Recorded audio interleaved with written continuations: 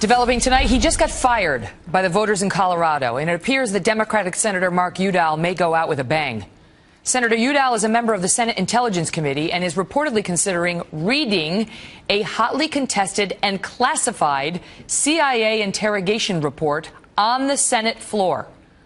Buck Sexton is a former CIA officer and host of the Buck Sexton Show on the Blaze Radio. And Mark Zaid is a Washington, D.C. attorney specializing in national security cases. He often represents federal employees. Gentlemen, thank you for being here.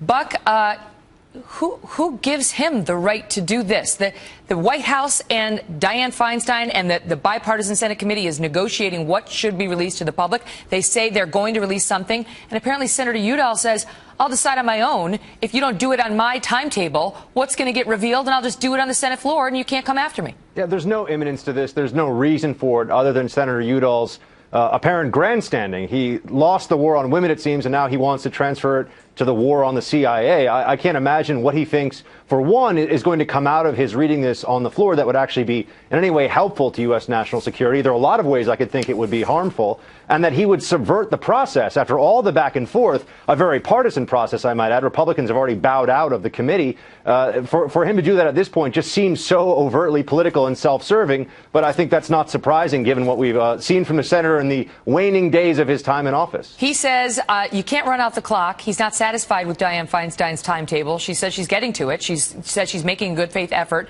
to take a look at what's been redacted and come up with something that would be safe for our national security analysts and others, not endanger anybody, but would still satisfy the public's right to know who is this guy who just got fired? What right? I mean, what can be done to stop this? I'll give that to you, Buck, and then to you, Mark.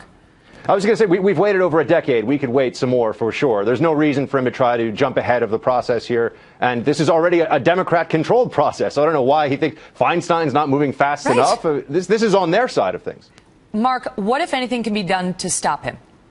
Sure. Well, Buck's explained some of the policy issues that have come into play.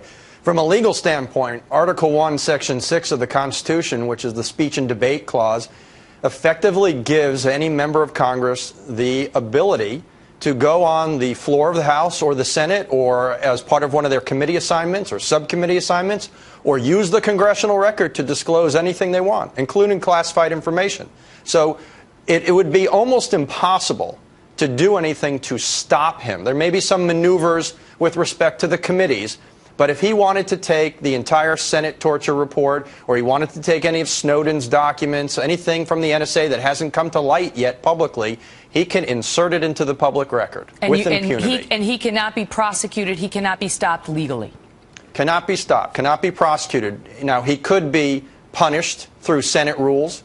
He could be expelled from the Senate body. He's already been fired. Doesn't make He's in the a difference. last 6 weeks of his term. You know, so he Buck, could be censured, so it's just a stigma. So, Buck, if he does this, if he reads the unredacted report that reveals whatever it is Dianne Feinstein doesn't apparently think we should be revealing, or the White House doesn't think we should be revealing, does he run the risk of endangering lives?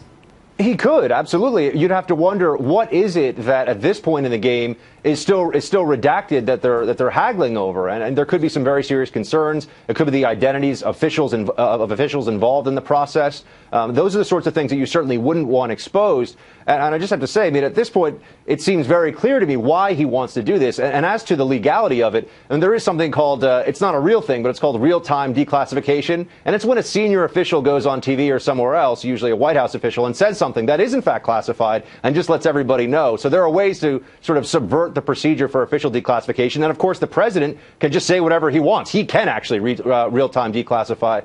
So these sorts of rules, there's a bit of a mixing and matching with what's actually allowed, depending on who's doing it. The other thing, Mark, last question is, if he can't get in trouble for speaking it on the Senate floor, but he can get in trouble for leaking it. So if he leaks it to a paper, for example, might there be a way of him getting pinched for that?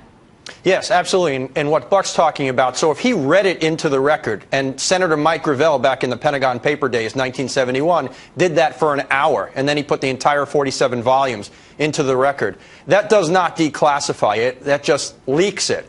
If he came out and he came on Fox, he came on MSNBC, CNN, wherever, he gave it to the New York Times, he could be prosecuted for that. That's outside the legislative function of the speech and debate clause. But as long as he keeps his actions to the floor or the congressional record, he can do whatever he wants. And ironically, if Ed Snowden had gone to someone like Senator Udall or a number of others and had tried to do it that route, it's not legal for him, but it would have been a mechanism for somebody like Snowden, whether he's a whistleblower or not, we can debate another day, but could have gone to a member of Congress to at least gone this route. So he missed that opportunity. Now, I don't think the senator's going to do this. I think this is just bluster. Right, and but he'll what try he's to get some saying now leverage is for something. he's keeping all options on the table. Oh, well, we'll look forward to that, Senator. Obama says the same thing about Iran. It's not necessarily true. Got to go. Thank you, guys.